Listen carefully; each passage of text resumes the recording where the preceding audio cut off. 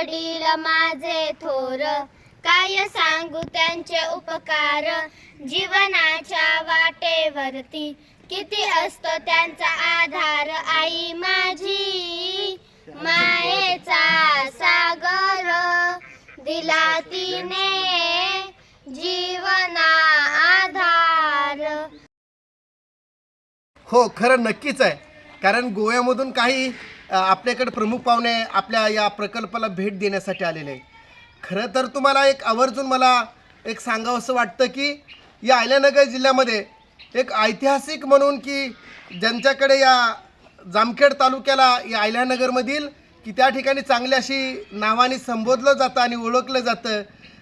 जामखेड तालुक्यामध्ये जामखेड आणि बीड रस्त्यावरती निवारा नावाचं बालगृह चालवलं जातं आणि त्या बालगृहामध्ये महाराष्ट्रातील कुणाला आई नाही, वडील नाही, कुणाला दोन्ही पण नाही आहे, ज्या मुलांची शिकण्याची इच्छा आहे परंतु शिकता येत नाही, अशा मुलांसाठी ग्रामीण विकास केंद्राच्या वतीने निवारा बालगृहाची स्थापना करण्यात आली की या मुलांना शिक्षणाची गरज आहे, काळजी व संरक्षणाची गरज आहे. असे हे लेकरे खरं तर या बालगृहामध्ये स्वतःचा प्रवेश घेऊन खरं तर भविष्य घडवण्याचं काम करतायत.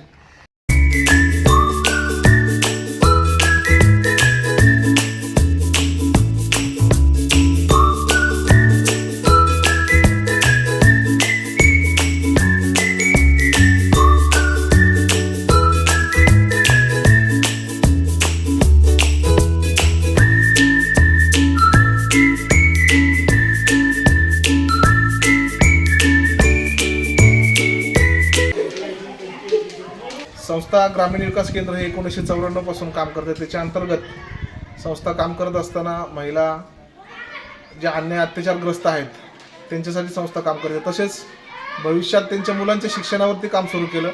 एक छोटंसं रोपटं होतं, रोपट्याचं हे वटवृक्ष झालं. वटवृक्ष झाल्यानंतर वेगवेगळ्या विभागातून याच्यासाठी लोकांपर्यंत ही माहिती पोचली आणि लोकांना माहिती झाल्यानंतर अशा प्रकारचं हे बालगृह इथं चालतं. अनेक राज्यातून, अनेक गावातून, खेड्यातून लोकांनी इथपर्यंत मदत पाठवली. 2 मुलांचं जेवण, खाणे, राहणे ही सगळी व्यवस्था या मुलांची इथे केली जाते. 1ली ते 4थीपर्यंत मराठी शाळेत गावात जातात. 5वी ते 10वीपर्यंत हायस्कूलला, शेजारी आपल्या हायस्कूल आहे तिथे हायस्कूलला ही मुलं पोचतात.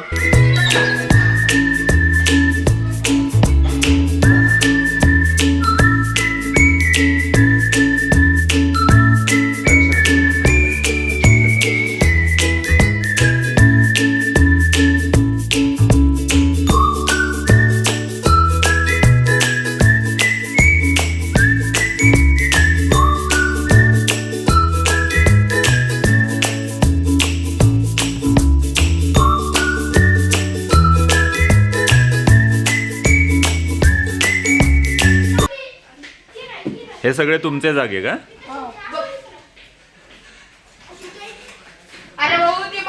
किती वाजता उठा तुम्ही सगळेजण? 6 वाजता उठा.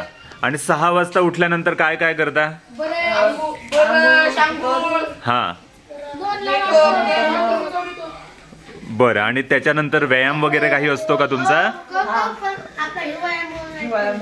हिवाळ्यामुळे बंद केलाय. नाहीतर व्यायामात काय काय करता तुम्ही?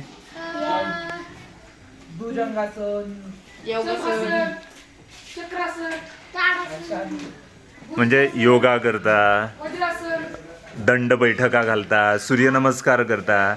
अरे वा. हा. आणि त्याच्यानंतर शाळेत जाता का? 10 वाजता शाळा असते तुमची असे. आणि कुठल्या शाळेचं नाव काय तुमच्या?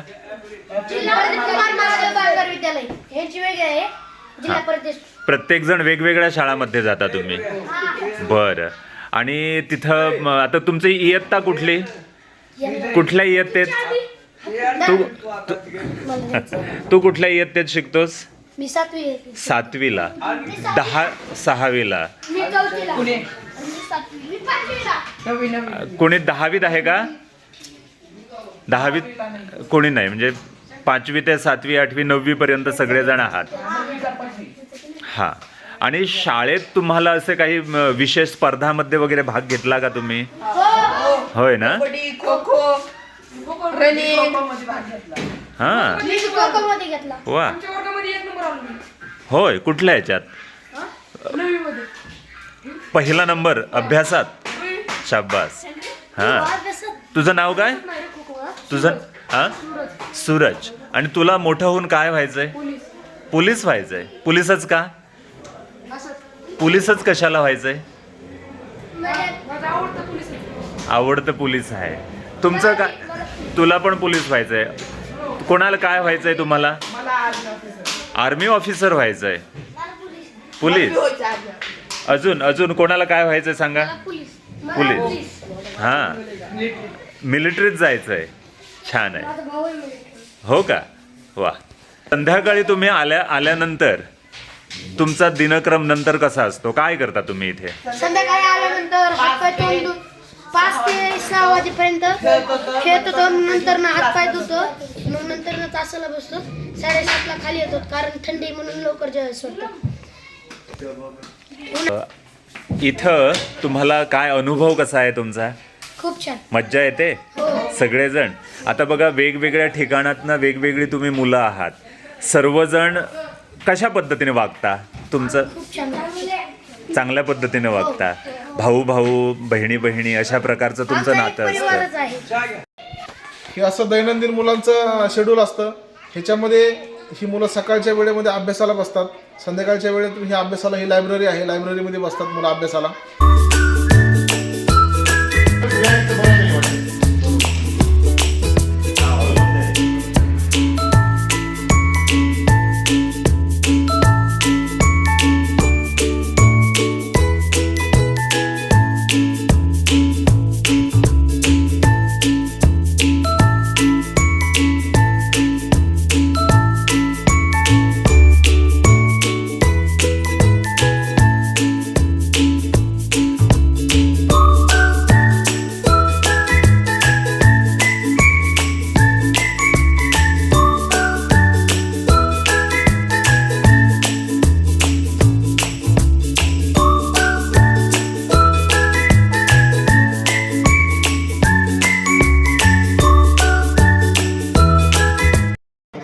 तर हा प्रकल्प जो आहे ना, निवारा बालगृह, हा महाराष्ट्रामध्ये येतो.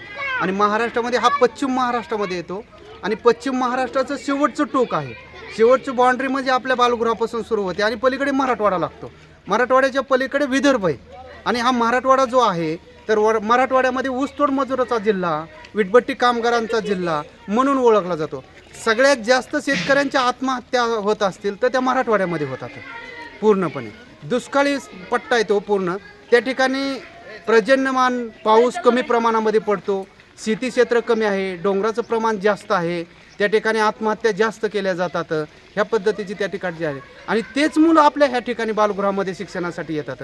त्याच्यानंतर लोककलावंतांची मुलं असते नाही की ज्या नाचणारी महिला आहेत ते स्वतःचे नाचगाणं करून उपजीविका करतात. मग त्यांची मुलं जी आहेत तर ह्या बालगृहामध्ये शिक्षण घेतात आणि शिक्षण घेऊन पुढं भविष्य घडवतात. ह्या पद्धतीची ह्या लेकरं येतात. परत इथं जवळ आपल्याकडे जवळच वीटभट्टी कामगार आहेत. या जामखेड शहरामध्ये सगळ्यात मोठं वीटभट्टीचे कारखाने आहेत. मग वीटभट्टीला येणारे मजूर विदर्भातले असतात, मराठवाड्यातले असतात, काही पश्चिम महाराष्ट्रामधले असतात. तर हे जे असतात स्थलांतरित असतात. आणि स्थलांतरित झाल्यानंतर त्या मुलांची शाळा होत नाही, शाळाबाह्य मुलं राहतात.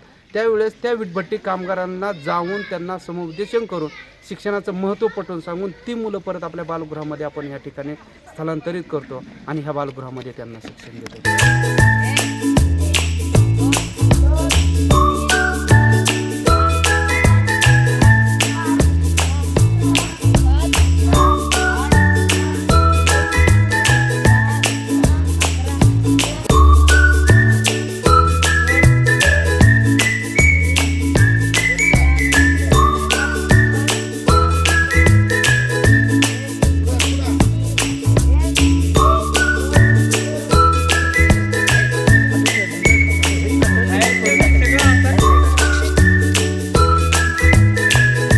आणि रोपट्याचं ही मोठं वटवृक्ष झालेलं आहे. भविष्यामध्ये इथं हजारो मुलं शिक्षण घेणार आहेत. जर तुम्हालाही वाटत असेल या बालगृहासाठी आपल्या हातून फुल नाही फुलाची पाकळी मदत व्हावी तर अवश्य तुम्ही या बालगृहाला भेट देऊन मदत करू शकता. आणि हा प्रेमाशेस तुम्ही व्हिडिओच्या माध्यमातून आणखी बघू शकता. आता ही गोव्याची आमच्याकडे मंडळी पोचलेली आहेत.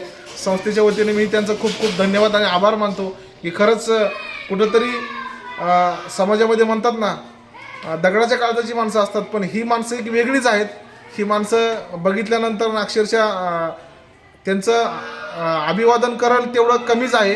गोव्यामधून ह्या मुलांसाठी भेट देणं म्हणजे थोडं खूप खूप आमच्यासाठी खूप अभिनंदनाची बाब आहे. आज एवढ्या लांबून ही लोक ह्या मुलांसाठी येऊन भेटतात, शिवाय त्यांना खाण्याचा चारा पाणी घेऊन ही मुलं लोक इथपर्यंत पोहोचतात. ह्यांचं खूप आमच्या संस्थेच्या वतीने मी आभार मानतो.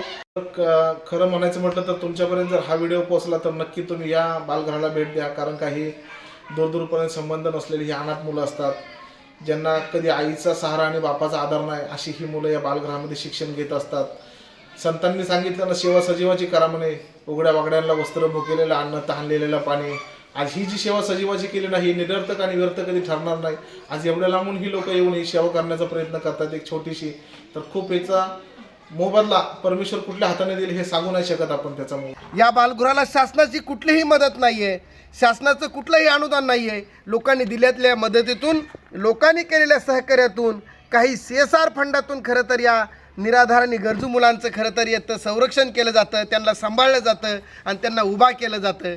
खरं तर या बालगृहाच्या कॅम्पसमध्ये 72 एकूण 2.25 एकरची जागा आहे, म्हणजे 72 गुंठे आहे. आणि या जागेला नाव ही समता भूमी दिलेलं आहे. समता म्हणजे या ठिकाणी ही भूमी माणसं उभा करणारी भूमी आहे. आणि या भूमीमध्ये एक निवारा नावाचा प्रकल्प आहे. त्या प्रकल्पामध्ये मुलांचं सगळं संगोपन केलं जातं आणि त्यामध्येच एक आईचं घर म्हणून नावाचा एक प्रोजेक्ट आता उभा होतोय. काही काम झालेलं आहे आणि काही काम खरं तर अर्धवट आहे. तुम्हाला वाटलं असं ना आईचं घर म्हणजे काय? मित्रांनो, खरं तर हा जामखेड तालुका बीडच्या लास्ट बॉर्डरला आहे. आणि या जामखेड तालुक्यामध्ये ज्या एकल महिला आहेत, ज्या विधवा महिला आहेत, ज्या परित्यक्ता महिला आहेत, ज्या अत्याचारग्रस्त महिला आहेत, ज्या सूचित आणि पीडित महिला आहेत, अशा महिला खरं तर काही अन्याय अत्याचाराच्या पोटी आत्महत्येसारखे पाऊल उचलतात. काही विहिरीत उड्यात जीव देतात, गळफास घेतात, दरीत उडी मारतात, औषध पितात, जाळून घेतात. खरं तर कुठल्याच माय माऊलीने आणि माता भगिनीने असं न करता ज्या या प्रोजेक्टमध्ये, या कॅम्पसमध्ये जो प्रकल्प उभा केला, जो आईचं घर, त्या आईच्या घरामध्ये खरं तर त्यांनी यायचं आहे, पण मरायचं नाही. ताई तू मरायचं नाही म्हणून जामखेड तालुक्यामध्ये 52 गावामध्ये हा खरं तर प्रोजेक्ट चालवला जातो. मग त्या महिलांना शासनाच्या कुठल्याही योजना असू त्या योजनेचा लाभ मिळून दिला जातो. आणि या ठिकाणी ज्या महिलांचा प्रवेश होणार आहे, आज पण या ठिकाणी एक 20 ते 25 महिलेचं रजिस्ट्रेशन झालेलं आहे की या प्रकल्पामध्ये, या कॅम्पसमध्ये अगदी आनंदाने राहत आहेत. या ठिकाणी त्यांच्या हाताला थोडंफार प्रमाणात काम दिलं जातं आणि या ठिकाणी ज्या महिला राहणार आहेत त्या महिलेला याच बालगृहामधले जे मुलं आहेत ते 10-10, 20-20 मुलं खरं तर दत्तक दिलेले आहेत की त्यांच्या आंघोळीचं, त्यांच्या खायचं, प्यायचं, कपडे धुवायचं सगळं त्या महिलेने बघायचं आहे. म्हणजे मुलाला आई भेटली आणि आईला मुलं भेटले असा मायलिक्रू प्रकल्प खरं तर या ठिकाणी जॉईंट आहे. आणि हा सगळं प्रकल्प आपल्या दात्याच्या खरं तर मदतीतून या ठिकाणी या मायमावल्यांचं आणि या गरजू लेकरांचं खरं तर या ठिकाणी संगोपन केलं जातं. या ठिकाणी तुम्ही खरंच भेटला, एक मनाला समाधान वाटलं की आपण जी मदत करतोय, आपण जे सहकार्य करतोय तिथील प्रॉपर मुलांपर्यंत जातं का, पोच होतं आहे का, मुलांचं संगोपन होतं आहे का, खरं तर तुम्ही या ठिकाणी बघण्यासाठी आलात. मी या ठिकाणी तुमचं खरं तर स्वागत करतो आणि तुम्ही असेच या ठिकाणी येत राहो अशी मनापासून या ठिकाणी इच्छा व्यक्त करतो. गेली 5 वर्षे मी गोव्यामध्ये येतो. गोव्यामध्ये आल्यानंतर मी सर्वप्रथम ग्रामपंचायतचे सेक्रेटरी, सरपंच, शिवाय पंच अशा लोकांना भेटतो. त्यानंतर मी PWD ॲग्रिकल्चर डिपार्टमेंट, कॉलेजचे प्रिन्सिपल, शाळेचे मुख्याध्यापक अशा लोकांना मी भेटत असतो आणि बराच लोकांशी संपर्क गोव्यामध्ये वाढलेला आहे. आता हा संपर्क भविष्यामध्ये खूप मोठ्या लोकांपर्यंत पण पोचणार आहे. जर तुमच्या संपर्कामध्ये जर आलो तर नक्की तुम्ही प्रेमाने या मुलांसाठी मदत करा.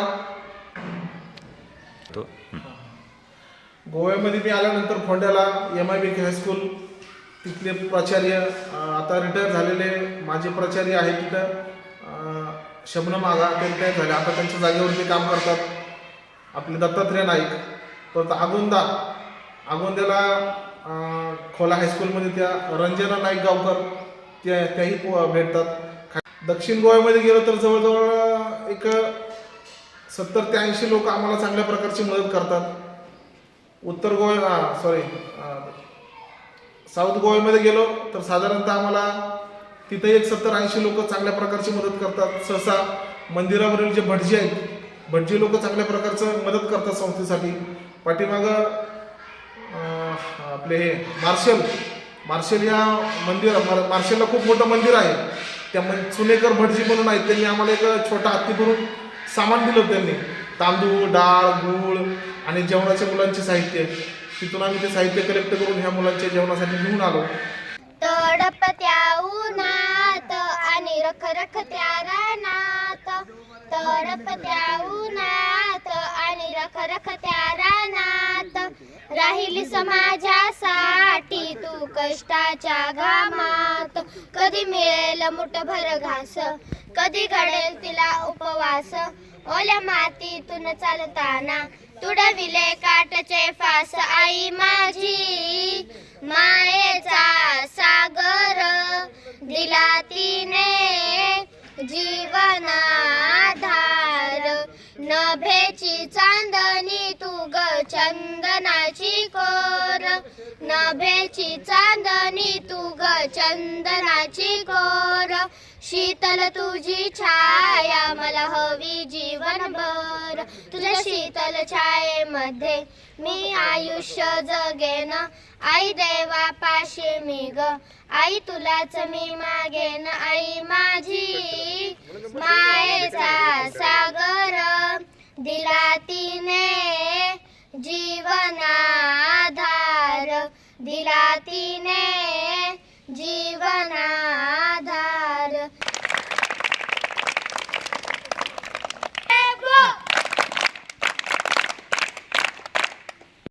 अनुदानासाठी वेगवेगळ्या स्तरावरून मंत्रालय स्तर असून बालकल्याण विभाग, नाशिक विभाग, पुणे विभागाच्या अंतर्गत आमचा पाठपुरावा चालू आहे.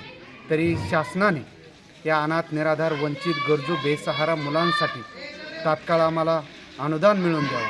कारण जर अनुदान मिळालं तर आम्हाला आणखीन प्रवेशितांची संख्या वाढवता येईल आणि जी शाळाबाह्य मुलं आहेत त्यांना शिक्षणाच्या मुख्य प्रवाहामध्ये आणून दर्जेदार शिक्षण देण्याची आम्हाला मदत होईल. त्यासाठी मायबाप सरकारला एक आग्रहाची विनंती करतो की आम्हाला तात्काळ या निवारा बालगृहाला अनुदान मिळवून देण्यात यावी, जेणेकरून आम्हाला महाराष्ट्रभर फिरून घरोघरी जाऊन आम्हाला मदत गोळा करण्याची गरज लागणार नाही. तुमची मदतीची आम्ही अपेक्षा करतो आणि धन्यवाद.